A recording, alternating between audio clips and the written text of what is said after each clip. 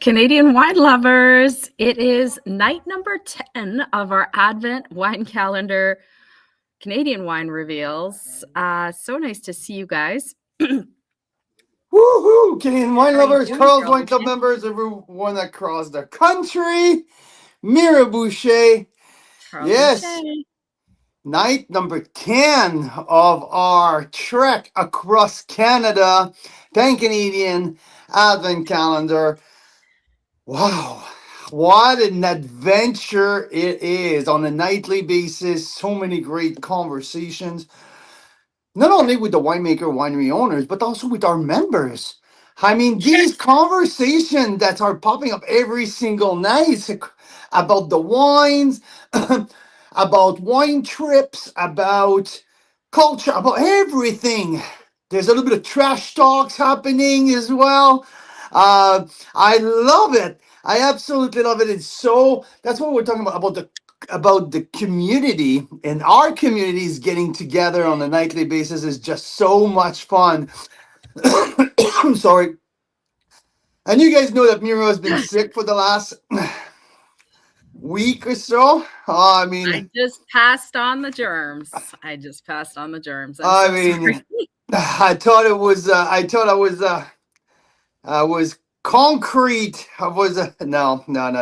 There was So an it's incubation period. We thought, oh, they're not, the germs are not going after Carl. But no, they were just incubating, you know? yeah, and it's gotta smash me today. But hey, we're here. We're gonna taste one of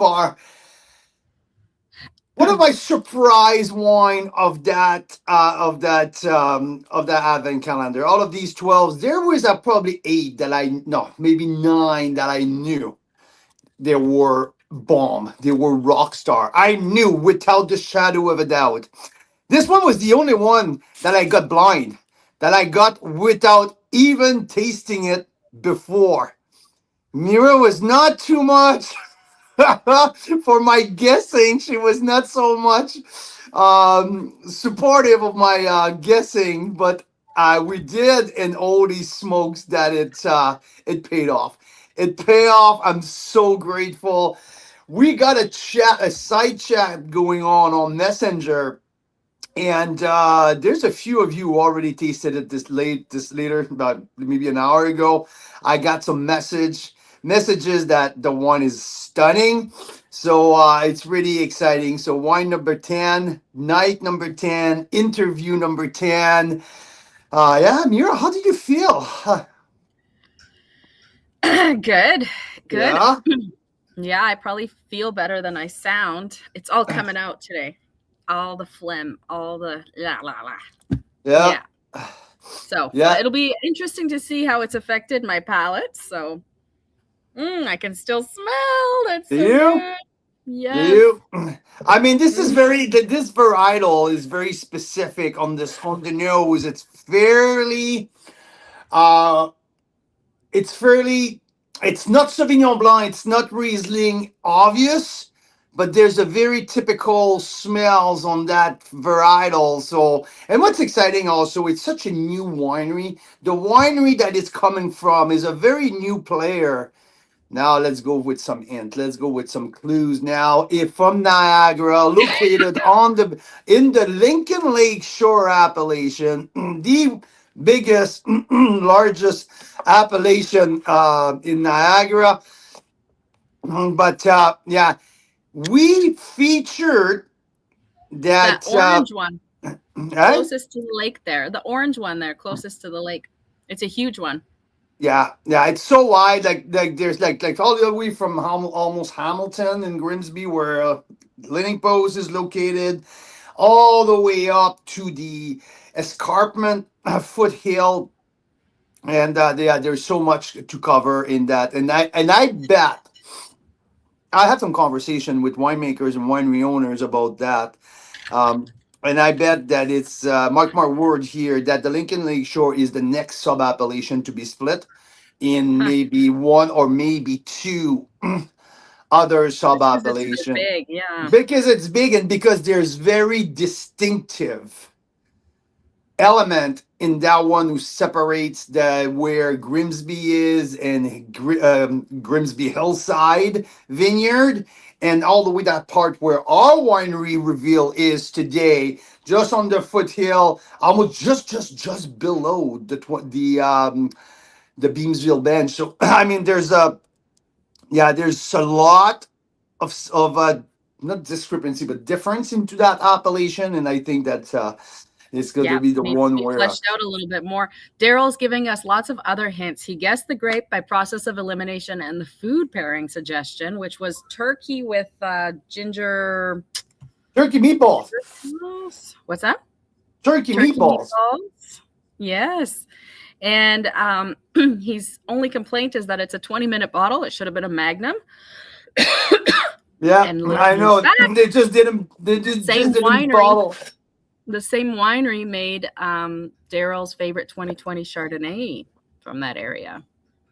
20-minute bottle, right? That should be a little label next to the wines that drink like that. This is a 20-minute bottle. This is a 2-hour bottle. This is a. I know, right? I know. How drinkable, how fast. Yeah, so it's a really special bottle. I totally threw me by surprise. What score did you give this bottle? 93 points. I think it's your highest rated for this varietal. So yeah, I don't think. And then it's funny because I had. Was it 3 years ago? 3 years ago when I met the winery owner, which they were very like it was so new in the market, and that varietal was my second favorite wine of his lineup. And he said, "Wait a minute, like wait, because like we're gonna be known. I want to be known for that varietal." And talking to him later on, earlier this year, especially when we visited them this summer, because we had a wonderful event at their winery, amazing event at their winery. Some of our people here were there, including I can't say, but but anyway, say Carl, that varietal now it's by far my best one that we've done so far. Perfect vintage for that. And so here we are. So I think that like we're going with little hints, little clues here and there. How about we just unwrap that darn thing? yes, let's unwrap it. I couldn't find the number 10, the little sticker number 10. So we I can opened do our version one. of this a couple days ago when Carl did the interview. So tonight's interview, the next couple interviews are pre-recorded just because these winery owners are traveling or they're with family. But yes, open her up. What open her up? Number 10 on this there. is Black Bank Hill Viognier 2023. There you go. We visited Black Bank Hill last summer when we did our Burgundy Canada showdown hosted at Black Bank Hill, and it was they did an incredible job. Thomas Batchelder was our guest speaker there that day, and yeah, like Taylor Emerson and his team hosted an incredible event. We sure hope to do that again. That Canada versus International showdown. This is that's for sure in our radar. But what an amazing day! So that was with Taylor Emerson and his team, where Clausen Chase, Meyer, Batchelder, De Silva, Clausen Chase, and one more, and Black Bank Hill were on display versus the winery. Yeah, Lightning Rock as well. We're on display, facing international Burgundian varietals. So we have the Viognier here, the 2023, beautiful aromatic, beautiful texture, not oily Viognier. That what I'm not.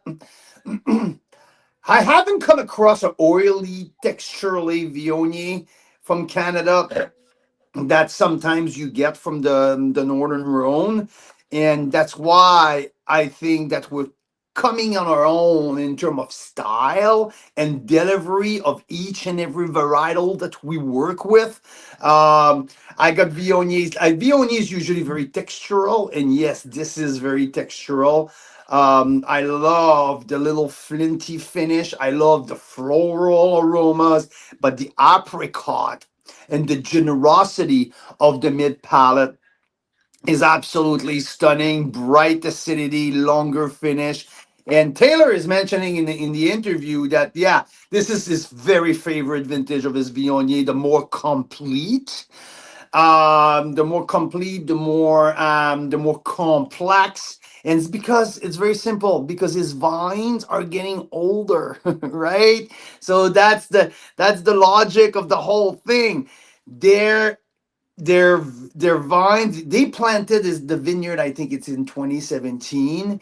And I can't wait for you to listen to the interview, because he's giving us some very good insight of his thought process when planting. So really, really cool. But yeah, he started with 10 different varietals at the beginning with this vision, and guess what, they're all still going today. So when you have a business plan, usually you put a business plan together and you adjust over the years, right? To adapt to the market, to adapt to the little mistake that you made. No, the 10 varietals that he wanted to produce are still in today. And that's what it's, I thought it was really cool to have that conversation. But yeah, Viognier and Arglass. I was looking in the pairing, I was looking for something with the honey glaze, honey ginger, or like that turkey meatball, something like will sustain that beautiful rich fruit, that bright acidity and that floral component. So I have heard on our side chat that the pairing was pretty darn good, so I'm glad to hear. Decent pairing, Mike says. Yeah, I don't know. I mean, we were trying to go for like appy style pairings. Hmm. I think Hmm. if we have your tasting notes, you usually do like dinner pairings, but we're trying to go for like easy, appy, quick things. Mm. Yeah, the Yeah, so floral, they're all it's a really special Viognier. Very good. So Taylor Emerson, and I had the pictures up there with his partner as well. Great people. We've run into them at different wine events. Like he's been a serious wine freak for quite some time, and recently opened the winery. So yeah, I'm excited to hear from him more because it's an up and coming um, winery. We did that event last summer, and we can tell like the quality that's coming out of there and the oh, authenticity of it. I You mean, their know, Pinots are fantastic. Just won platinum at the Wine Line for their Cap Franc. Their Chardonnays are off the charts. I mean, they make us. Oh, they got some insights in that interview. They just bottled two Syrahs, two different styles of Syrah, a co-fermented and a straight Syrah, like bottled in two separate bottling, small batch. wow, And yeah, I mean they're crushing it. It's just so cool to see that small producer just following his dream and just keep plowing away. He wanted, like you said, he wanted to stay small. He wanted to keep the team small in a sense that he can have his thumb on every single aspect. He never wanted to be too big, and but everything would be about quality. Every single varietals will be about quality. love it. So And guess what? Stacy and Jeff are having the Black Bank Hill Pinot Noir at the Labano Christmas dinner tomorrow night. So that's brilliant too. that Very is cool. I can't brilliant. wait to hear more from him. Um, Yes, the cap soap. So James mentioning about the cap soap release. Absolutely, we mentioned he's mentioning that in the interview as well. That is the release of the this week. That he's very proud about the cap soap. He said it's probably the D varietal who over delivered the most in his portfolio. He didn't expect cap soap to go as a single varietal. And I guess surprising him, his site is very surprising, delivering a capsule that he maybe did not expect to be that high quality. But that is thing grown Viognier from their own vineyard. Two clones of Viognier, the 642 and the 1042. These are usually, I think there's one of the Rhone Valley clone, and the other one is a North American clone. 19 months of élevage. So 19 months of aging in French oak, fermented in French oak, all neutral, no new oak here, all neutral and fermented also. So everything from the press, press the grape press the grape, and everything goes to ferment in oak and age in oak. So that provides that beautiful texture, even if it's not new oak, it's neutral oak that still with the micro oxygenation just deliver a beautiful texture, and this one is very beautiful in terms of texture. 14% alcohol, which I don't complain. Viognier at 14%, very usual. This wine can sustain that. This varietals can very well sustain a higher level of alcohol. And what surprised me, it's the level of acidity. Viognier typically doesn't have a very high acid level. That's why it's usually a very soft and plush type of um, of grape varietals, especially bottled as a single varietal. And yeah, but there's a very bright and crisp acid in there, which makes it very well balanced. So It's a spectacular Viognier, and like Daryl said, got beautiful aromatics on the nose as well. And there's that oiliness that you don't. It didn't like strike me on this. Like sometimes Viognier can get like that, so but it's it's light textural and without being refreshing. oily. That's the thing. It's Yeah, textural without being oily. And that's what I like. That's what I like. So Dana and Scott like the pairing, so that's good. Um, yeah, and it sounds like their award-winning Cab Franc is at the LCBO this week, which is really cool. no, it's the Cap Sauv. They're releasing the Cap Sauv. Oh, the Cab Sauv Yeah, the Cap 190 Sauv, point. single Oh, varietal sorry, Cap Sauv. Cap Franc has been out when they won platinum. Things went completely like bonkers. It's been sold bonkers. out for a while. Yeah, Okay, exactly. well, fabulous. Well, let's hear from Taylor Emerson from Black Bank Hill all about this wine. Ooh, here you go. Wine number Hey, Tom. 10. Hey, man. Hey, Taylor Emerson, Black Bank Hill How are Winery you? from the Lincoln Lakeshore Appellation in Niagara. Taylor, happy holidays. Welcome to the show. How are you doing? Happy holidays and Merry Christmas to you, Carl and Mira and the family. We're doing great. We're doing great. Thank you. Is it slowing down a little bit now? Because it was a whirlwind of a 2025. Big It, harvest, big crop, big everything, big. it was. So, It was a great year, but wow, I don't think we stopped. And well, we couldn't. We're having too much fun, and yeah, we're finally things are settling a little bit, and we're going to enjoy a little time off for sure. was it the biggest year on record for Black Bank Hill in terms of production and in terms of not expansion, but in terms of growth? It definitely growth. It was just lots of activity, lots of interest in the wines. And yes, the production, every year we're notching up our production. We're just sort of timing the production with our sales growth and our sales capacity. And yeah, it was just exactly it's across the board, a little bit more of everything, which was great. Yeah. Boy, no complaint on the growth side, that's for sure. And I think that I'm not going to attribute that to one factor, but one thing I think really helped, and what I'm talking to a lot of Ontario, Niagara, Prince Edward County wineries, is there was a big shift with the trade tariff war and all of that. The move that the government made and the LCBO to kibosh all of the American product. But that was not that move. And the key move in all of that was to replace the American product with not Ontario product, wasn't it? Yeah. Yeah.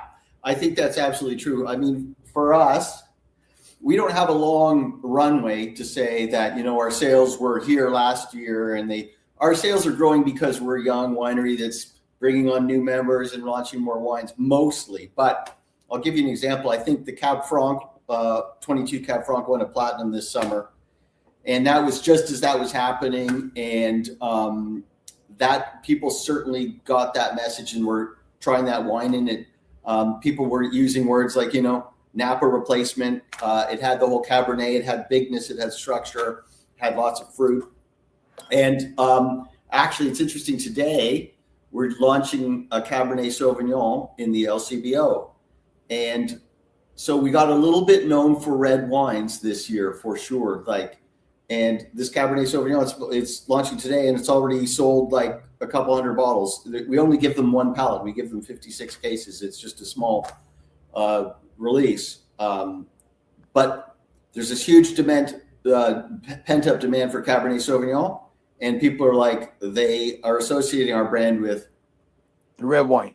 Complete red wines. It's part of our terroir where we are in Niagara. We're in a very nice warm pocket just on the north side of King Street at the base of the escarpment, and we've always had no problem getting good complete phenolic ripeness with the reds. And that is interesting that you're saying that, because because that boost, and I heard that across the board from all of the wineries that we know very well, and say, okay, that move was very critical. And I'm really thinking right now that this is truly the golden age for Ontario wines in Ontario. Because Ontario was known that it's the biggest buyer of wine and alcohol around the world, the single buyer. But people are drinking in Ontario everything but not true, but there was Ontario wine was not at the forefront. No, you're absolutely right. And as Niagara winemakers, and this is a collective thing, this isn't just us, but all of us are on a mission to get Canadians drinking our local wines. Now, British Columbia was a different dynamic. Absolutely, very different, very, very different. It went up to 25-30% of sales pretty quickly. There was this. With Ontario, I think particularly, there's just a different culture and such a focus on traditional European wines. Yeah. But you're hitting the nail on the head. This theme this year, whereby we're actually getting people that are more interested in local wines and European wines. And, we spoke at the Vintage Conservatory in Toronto a month or so ago. There's some beautiful European wines there, and you're going to hear me say this again and again, but our wines now, I don't taste European wines with any sense that they're ahead of us or better at all. In fact, the more, even long-time Niagara drinker, the more I drink Canadian wines, the more I think our terroir is exceptional. And it's branding, it's history, it's perception, and our wines are just getting better and better. So there's the wine quality. There was the event with the LCBO and the American wines and the tariff and the trade war. And when you see people, this effect of people connecting with their local produce as a food product, as something that's part of our environment, part of our culture, part of our heritage, it's a very exciting move. And it's like natural. Everybody else in the world drinks wine that way. Right. And, everybody watching tonight right now is already part of that conversion. So we all know what we're talking about here. And it's almost more natural to just pick up a local wine. And it's a different thought process. I 6 years ago almost now, when Mira and I, especially Mira, when Mira was like, let's focus on Canadian wine exclusively, people thought we were on crack. People thought we were just cheerleaders, heavily subsidized by wineries, and just to see what we're seeing. But I tell you, when I got that big contract with WestJet all the way back to 2016 to source wine for Canadian Airlines, and the CEO said, "Carl, I want you to put Canadian wines on board." I was like, I was the first one to say, holy shit, how am I going to do that? And I started to dig deeper, and I fell in love with what we do in our own backyard. It was back in 2016. I remember 2020, 2021. 2021 was mostly in front of our screen and saying everyone were buying wine. But when 2022, things are starting to restart normally. Yeah. We felt like wonk. Everyone went back to their own old habit, and it was all back to Cali Cab and like international wine, and I mean, we stuck with it. We said no, this is the you mentioned the terroir. The terroir is so unique and so special where we are that we truly believe that that's going to come back, and we're seeing that shift right now. Where and like we're definitely high fiving Mira and I say like there's that little line. We told you so, Yeah. right? And like It's that little victory laps and saying, and I see all of these little Canadian supporter now, like, oh yeah, I've been on the bandwagon for so long, and so it's kind of funny to see how things are turning out. it's like a flash. It's like a light bulb moment for people. It's a personal thing. You can't really hit somebody over the head with it. I can go blah blah blah as long, but when it happens to the individual, it happens for them, and they're like, I see our wines in a different light now, and that's super exciting. It's the wine journey is very naturally like just part of your local food. So for Canadians right now, I'm going to talk about Ontario. It's a backwards journey. It's like coming back home. It's a return to use a little bit, crystally sounding metaphor. It's a return to the self, really. Yeah, yeah. Which is it's different than what the rest of the world has traditionally experienced. Yeah, and that's awesome. And the new iteration of Carl's Wine Club, our new like the future of us. It's we're sticking 100% with Canadian wine, but we're taking Canadian wines at international level now. Yeah. We want to bring more, like we did at your winery. That's so cool. We're talking. It was not even thought before. I didn't even think about that the segue, but that's what we did at Black Bank Hill this summer. We did the Canada versus Burgundy showdown because we believe to have the comp right next to the Canada is the best way to understand. Holy shit! Yeah, these Burgundian wine are not better than ours.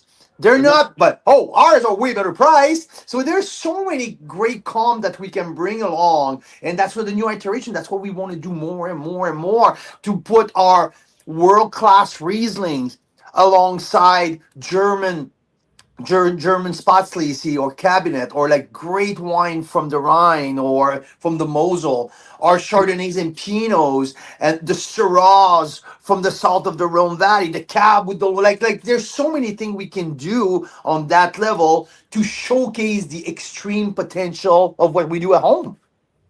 1,000%. And I like what it's not just Chardonnay and Pinot.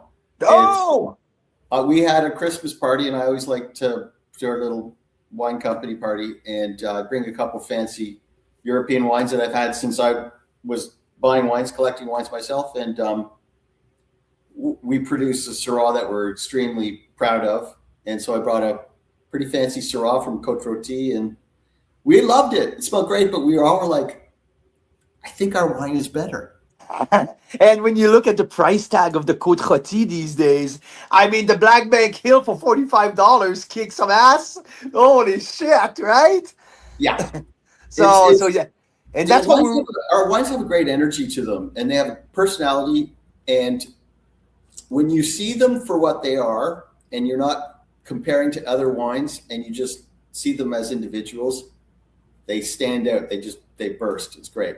Hey, I'm 11 minutes behind right here. I was supposed to start right out the gate with the story of Black Bank Hill, but we got on the tangent, man, and I love that. I love those fire chat conversation. It's completely impromptu. We're both passionate. Hey, you can tell, right? What did I tell you pre-recording? We're going to start with the story of Black Bank Hill. It's 11 minutes and 35 seconds, and we haven't been there yet. Love it. How about we start Black Bank Hill Winery? You have a partner, someone who's been with you from the beginning, I would say. So Jonathan. John joined me in 2021. Okay, sorry. So that's you from the ground up to start. You started Black Bank Hill on your own. You brought Jonathan with you a little later on. So how about you tell the story? Don't let me fuck it up too much. So 2021 Jonathan joining me was a turning point because it's not that I was figuring a lot of stuff out, and I had no direct experience in the industry. So I was doing my own personal, private, quiet learning, planting the vineyard, making some wines virtually, but if we were going to go anywhere, I needed a Jonathan, somebody great experienced winemaker, great winemaker, and he brought more than winemaking to the project. He brought experience. So yeah, I do think of him as a partner. But it started in 2017. I found the property in late 2016, and I'd gone to winemaking school in 2016. Okay, so and what's your background?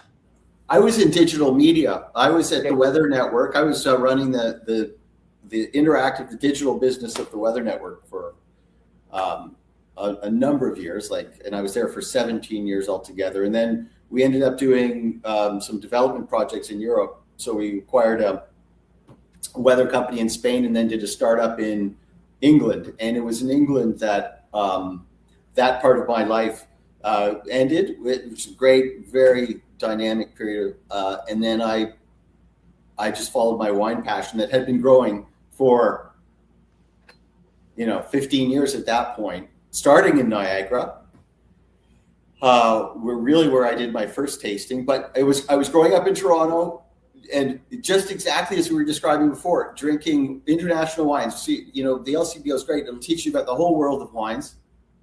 But I had Niagara right around the lake, and we'd go on the weekends and taste wine. So we had a local wine region. So I was doing both things at the same time. It was really very interesting, and getting to know Niagara. And we got to Niagara on the Lake once in a while, but we always ended up in the escarpment side because there was great wineries there and we liked them, and they were closer.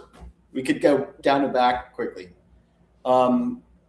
So that was where it started. And the seed, I think around 2010, I had this moment when I was working. I wasn't even thinking of leaving my job, but I started looking for real estate. And then that was just like a blip, like a month, and then that disappeared. And I came back to it almost 10 years later.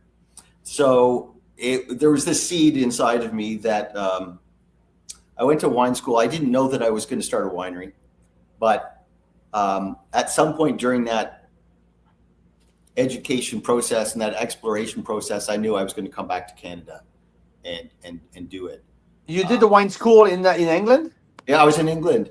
We were making sparkling wine. It was an agricultural college. It was a really neat place called Plumpton College, and an agricultural school. So they have livestock, they have crops, they have flowers.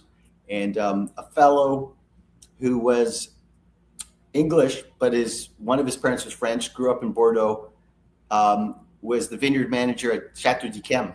Oh, okay. From like just a little bit of tradition there.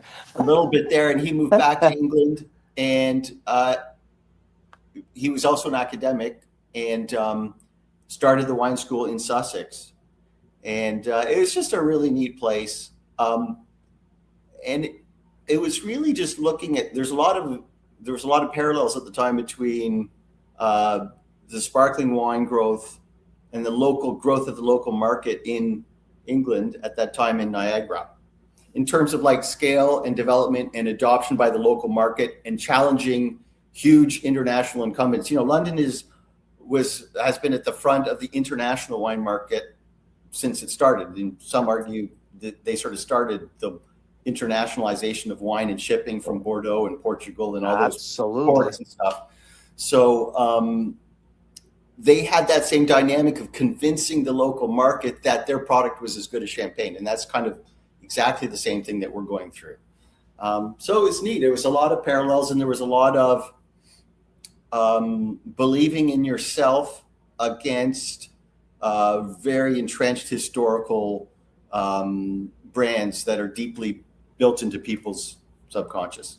So you found the property in the Lincoln Lakeshore appellation in late 2016, and you started to plant in 2017. Your vision when you started to plant the vineyard, is that is that vision has changed much more, has changed a lot since 2017? I mean, you planted your original planting, but I mean, I don't think that there's any business model, business plan to stay static in a 8-9 years period. So tell me, like, what was it looks like in 2017 when you started to plant, and right now? It wasn't perfect by any means, but to be honest with you, we've stuck to the original vision, or I haven't.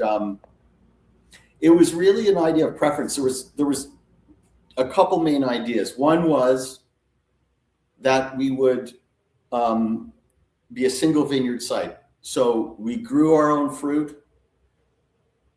We wouldn't buy fruit, and it would all be grown, produced, and bottled locally on site. And the other is that we didn't ever want to we had no desires of being big per se. Staying small, it was two ways of being focused on one thing: the site, the best varietals on that site, and not trying to be big and make a lot, but be big enough to be economically viable and be sustainable. Be sustainable from an agriculture and an environmental standpoint, but also from an Financial standpoint. But actually, the idea of being sustainable by keeping it small, not ending up with a big overhead, a lot of employees, an HR department, a finance department, and then get distracted and have to do all these things. Just keep a small team that's really focused on wine. And that's still a work in progress in terms of making that dream a reality. But the longer we do it, the more I believe it was the right overall approach. Not perfect in that I probably wouldn't have planted so many acres so early. I would have graduated that out a little bit and made the growth a little bit slower, and probably not planted as many varietals as I did. But a lot of that learning is really necessary in terms of finding out what works on your site. I planted originally 5 white and 5 black varietals that to me all were very indicative and expressive and successful in Niagara escarpment terroir. And from the 10 that you planted originally, how many are you still harvesting? All of them. That's freaking awesome. That is freaking cool. I love that. That. But we might be removing some blocks of some of those, and the levels aren't perfect by any means. And we want to put some more emphasis on the stuff that's doing really well, and a little bit less emphasis. And we're making probably too many wines right now. So we're sort of in this phase of, okay, what's streamlining, really successful, and B, let's simplify our lives a little bit. So let me guess here. On the red side, let me think of Cab Franc, Syrah, and Pinot Noir. Are 3 of your core of what you're doing? Am I far off? Cab Sauv and Merlot are the other 2. Okay. But you're bang on. And I would say that the 3 that you mentioned are like definitely, in terms of, they're in the most visible ones. Although the Cab Sauv is really we're Jonathan is dialing in how to crop it and when to pick it and how to grow it, and it's becoming exceptional. A lot of people there's a lot of anti-Cab Sauv. Yep. Niagara Cab Sauv. It's not like it's for the 2020 vintage. That's it, right? And then that like narrative that if you're not growing the 07, 20, these banner vintage. Yeah, but yeah, no, I mean, there's consistency there also to see. It's the climate is changing, but yep. A lot of the word that I heard was 1 in 4 vintages you could make a nice proper wine. What a lot of those people were doing though was selling grapes, so they're cropping a lot higher, and we're growing grapes to make wine, and so we can crop appropriately. The other thing is, as I was saying, we're not on the bench. We're just at the bottom of the bench. So it's very much an escarpment-driven site, but it's warmer, and there's some good heat accumulation, and we get really long hours of sunshine down there without any shading. So we can ripen stuff that is more difficult in the other areas of Niagara, and you see that in the Syrah. The Viognier is a classic example of that. That's a wine that, at the high 12s, 13%, it's still a pretty neutral white wine. You need to get it up 13.5, 14 for the real varietal characteristics of that wine to come out. Niagara's challenge is the length of the growing season. We have lots of heat, but we're compacting that in a shorter period of time. And so you need good long days of sunshine and warmth. And I mean, you're bringing me exactly where I wanted to go. It's that 2023 Viognier. I mean, we had a Viognier conversation. I believe it's in 2022, the very first time that you and me talk. yeah, sure. We had a Viognier conversation, and I mentioned to you that there's not a whole lot of good Viognier in Canada. And you said, Carl, it's going to change. I'm working on that. Viognier is one of my passions. I tasted your first Viognier, and I thought it was absolutely freaking brilliant. And you said, wait, I'm just getting started. And yeah, that's true. I remember our conversation. And now, I mean, now this is your third vintage of Viognier that you're making. That's right. Yeah. I have to say that's my favorite of the three. I think me too. Yeah, it is. It's definitely is, and I really love the first two. So that's where I'm going with that. I mean, this wine, I know it's funny because I know my business partner very well, and I know that I'm bang on my score before I tell Mira, and she sniff and she has a sip and she looks at me. She said right out of the gate, "You better rate that 93 or better." and usually I have my little score on a piece of paper and I turn the paper. It says 93 plus. You're bang on, honey. So we're on the same page. Yeah. You nailed it. You absolutely nailed it with that wine. And I like it that you're a little bit more, we are on a higher side of alcohol. I like a Viognier with humph. I like a Viognier with a little bold. It's not oily. It's not over extracted. It's not hot, but it's varietal. Yeah. Typicity of varietal. And for me, I'm looking south of the Rhone Valley. It's northern Rhone and like these bigger, bolder, and that's what I got in there. This is very important to us. We make blends, but we make a number of varietal wines, and it's very important that they taste like the varietal, and you get them varietally authentic, specific, this Viognier is, there's a couple of things you're noticing. The vines, and this is across the board, are getting older, so they're starting to show themselves. 23 is also a fascinating vintage for the white wines. Actually, we just tasted through a bunch of the reds from 23 for the first time last week, just planning the releases for next year. And it's an exceptional vintage. It's become one of my favorite vintages because, as you say, there's a freshness there, and there's an elegance, and there's a precision there that you don't see in 22 even. Mm-hmm.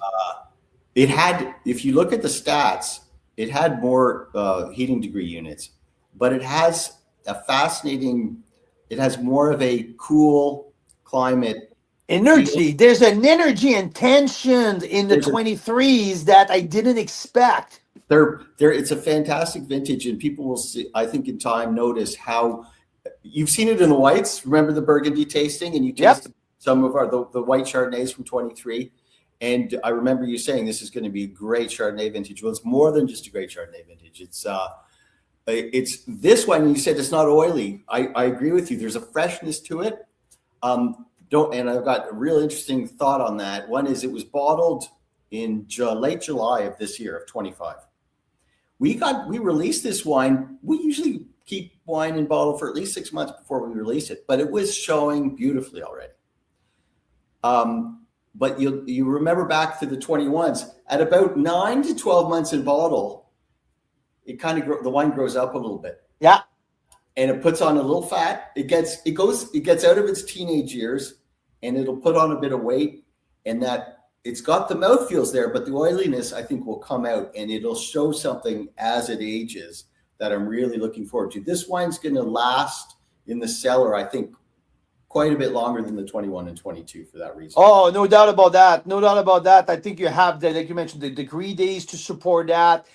So in terms of ferment and aging, did you follow the exact same recipes with the 21 and the 22? Same standard? I think you're 19 months in neutral oak. Yep. You ferment in oak as well. You don't ferment in tank. You ferment in barrel for this.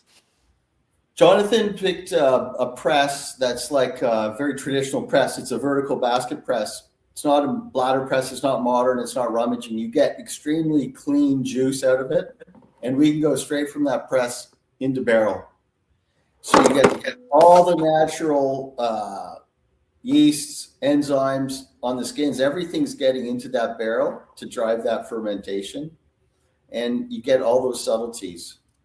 The winemaking is simple, simple, simple. This is like 20. You know what?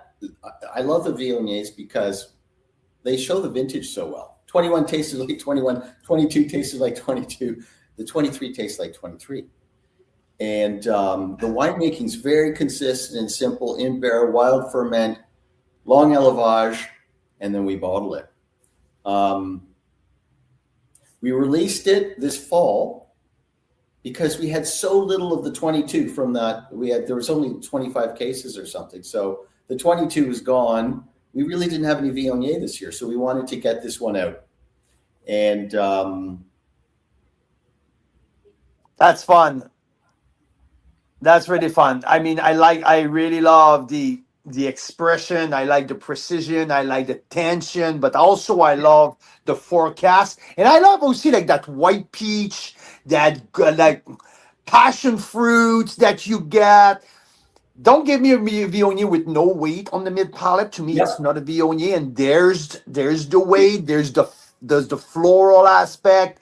Man, I want a nice bouillabaisse with that. A nice little like fish stew with mussels or something like that. It's beautiful. it's a wine that, you can sip it initially and go, oh, that's a really good wine. And then, but if you sit with this wine through a meal with the bottle, every time I come back to it, it shows you something new. It's a journey, and it's got just so much to show you if you spend time with it. It's really lovely. It is lovely. I love that. So 93 plus points. One of a like I mean, and how much like there's not a ton made of that, right? So actually, this is 144 cases of that wine. So for Black Bank Hill, is it? It's a big batch. There's a fun chapter 2 that's going to come in 2020. No, in 2021, we planted 2 rows of Marsanne and Roussanne. Oh, no way. So we ended up with 7 white varietals. And this was the first vintage that we cropped, third leaf. We cropped a little bit of Marsanne and Roussanne. So we have a Viognier Marsanne Roussanne blend coming out from 23. It was also bottled last summer. It's 50% Viognier, 25% Marsanne, 25% Roussanne. That'll come out next spring. And that was always the idea, is to make a varietal wine and then make a blend. It's a bit like we have our Cab Franc or our Cab Sauv, and then we have the Galaté. Yeah. We have the blend. So we made almost 250 cases of Viognier that year, which was 23 was a big harvest for us. Yes, exactly. Yeah. That's awesome. So Roussanne, Marsanne, Viognier coming up in early this year. That's right? This spring? Yeah, it'll spring. So we have 2 releases. It starts with the membership, March 15 and September 15. So that we're calling that one Liberté. That'll be in March. Absolutely. That's awesome. We'll keep an eye out for that. Yeah. That's for sure. Yes. That's awesome. Taylor, man, we're at over 30 minutes already. Oh my golly. I mean, you and me can go for half a day without the shadow of a doubt. We didn't even talk about Jonathan, his background. Your winemaker is from BC. Well, there's one important thing about this wine. Jonathan's winemaking experience is from the Okanagan, and that's sort of where his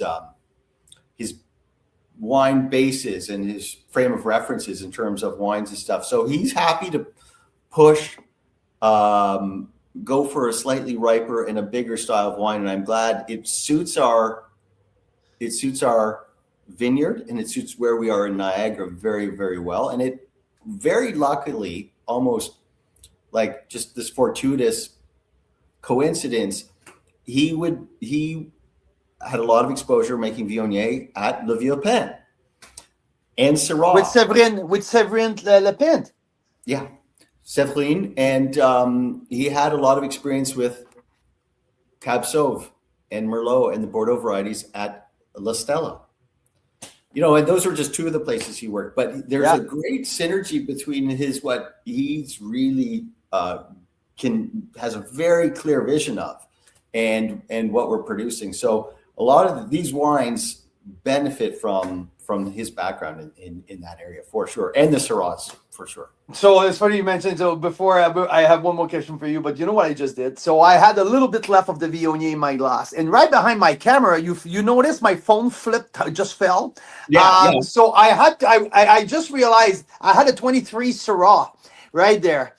And I had a little bit of your of the Viognier left in my glass, and I just poured the Okanagan Syrah, a Bushvine Syrah, in your Viognier. So I just made myself a Pan Canadian Northern Rhone type of Syrah Viognier in my glass from a Pan Canadian 2023 vintage. This is our 223 release in the Advent calendar. So I just made a little blend here. There you go.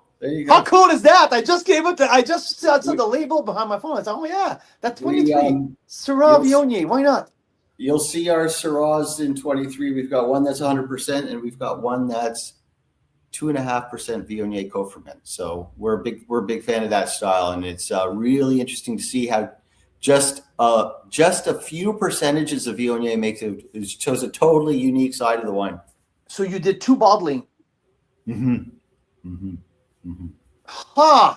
Okay. And like harvested at the same time? One went 100%, the other one was co-fermented, or did you manage that differently? We Jonathan's regimen with that is he'll pick the Viognier co-ferment. He'll pick a week or two earlier than the 100% Syrah. And the thinking there is to make that co-ferment go for a slightly more elegant style. And the Viognier brings just that, obviously, that heightened floral element to it, and really gets in with all the aromatics of the Syrah. The 100% has a little bit of whole cluster, so let's call the savory aspect of that wine is from the whole cluster in the ferment, but the wine is usually say like half a brix more ripe, so it's bigger, more, let's call it for richer style, and a little bit more new world, if I may. Hard to say, maybe, but certainly focusing on that more, the full complete. You get some of the more woody aspects, a little bit more of that sort of armchair, richer style, denser, a little bit riper, and then the Viognier does that lightens it up and just adds to the aromatics but it's not a lighter wine per se. It's really interesting what it does. And that's going to be released in the fall. That's when I was talking about how excited we are about the 23 vintage. Those were the 223 Syrahs we were tasting this week, and we're just figuring out the release plan of that now. They're usually released in the fall, but we're thinking we might mix it up this year. We'll see. Well, maybe we should think of a full slate Carl's Wine Club feature. There you go. Yeah.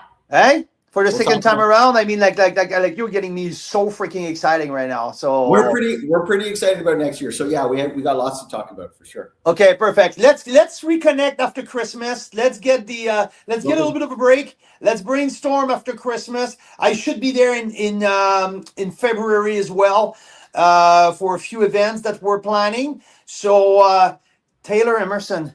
Man, I love our conversation. Merry Christmas to you. Merry Christmas to you guys, you and Mira and the family. Have a great one. It's always great to catch up with you, Carl. Thank you very much. And with my Pan-Canadian Syrah Viognier here in my glass, I say cheers to you and your whole team. Thank you, Tyler. Merry Christmas to everybody out there. Thanks for everybody's support. Thank you. Great holiday and New Year's, everyone. Nice.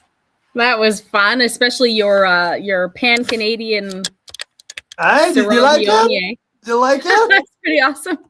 I don't know. It was just so on plan. And I was like, oh, 23.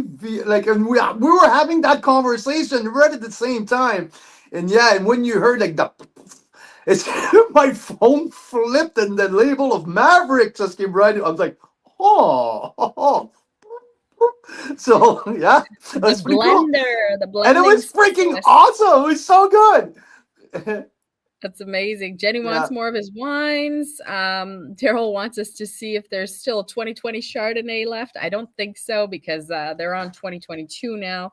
I just texted Taylor, But Daryl. I sent him a text during the interview, so we'll see. I know we'll he's spending find time with out. his dad right now, but I'll let you know as soon as he gets back to me. I'm not sure. 2020 is it's a heck of a crapshoot. I'm not, yeah, Because it was but it's a new we'll winery, so see. I don't think that But he's holding I really enjoyed that interview. Honestly, that was really awesome. it was really awesome. Really, really awesome. He's fantastic. So more to come with Black Bank Hill, I believe. Absolutely. Yeah, we So can definitely yeah, get more of the Viognier, and we'll see about Chardonnay. yeah. And Well, the yeah, Viognier, absolutely, and I think Mira and I are gonna get more. I think I would love to order maybe a 6-pack to put that it's in a here for us. really nice Yeah, and Viognier. that's gonna give me when I work on the Rhone Valley trip, we can pour a glass of Viognier and brainstorm, put us Inspiration. in the inspiration. Yeah, yeah. There you go. Yeah, you guys are right. Like Taylor is a really cool guy, and you can tell he's a wine nerd. Like he was his whole life. And now he gets to have his own winery, so we get to benefit from that. Did someone That's say it, right? Chardonnay? The Weather Yeah, Network marketing guy. Like I love his background. I just love this yeah. He progression did from. something with the Weather Network before, and he was Oh, traveling all over the place. And well, it was part of the interview. Maybe we missed it when you and me were talking, yeah, but yeah, when you're he mentioned it. Like that's yeah, why. yeah, Anyway, yeah. All right, we better go before I lose my voice again. so I Um, have to go to the arena. I have last hockey practice to get going. So yeah, There you go. There you go. Wanda, I will try to email you. I messengered you the other day. You won the prize for the other day. So we have to see which one you prefer. Anyone else who won in the last few days, it's not hit the road because there was a freaking pileup of 5 trucks that shut down the second highway coming in and out of the Okanagan. So both the highways coming in and out of the Okanagan have been shut down on and off for weeks now, and nothing's leaving. Like they're not even picking up more packages right now, which is for the best because the rest of the country is frozen. But we gotta go. We gotta go. We gotta go. okay, what I wanted to say is that tonight's prize, you get to pick from the usuals: an Ovino, surprise bottle of wine, Shirt. the carrot chocolates, but also we just launched new experiences. We did this kind of quietly and we'll explain them more, but for those of you that are keen, you can check them out. So we have 4 new events, bucket list type of full day wine tours in the Okanagan. And then we have 4 new web events, which are also experiences, a little bit like these live shows, but much more structured and fun, and you learn a lot. We get to download a lot of interesting things. Great if you're planning like a wine trip on your own. So one of the prizes you can win, you can choose, is one of those experiences, and you can find them at the link I'm going to put in the chat in just a moment here. There you go, experiences. So you can win one of the virtual experiences that are on there. Here we go.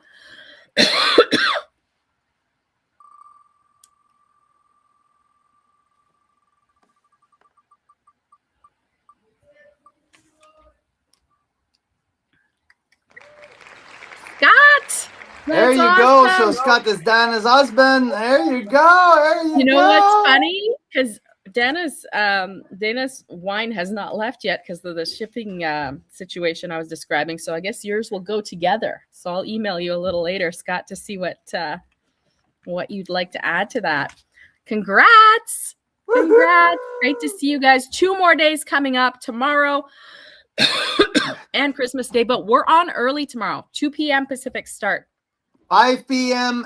Eastern, and Yeah, 3 p.m. Mountain. So, guys, that was a heck of a show. I'm super thrilled for tomorrow. 2 more to go. And we'll see you at 2 p.m. tomorrow afternoon for Christmas Eve show. So, Canadian wine lovers, Carl's Wine Club members, we'll see you again tomorrow afternoon. Have a great night.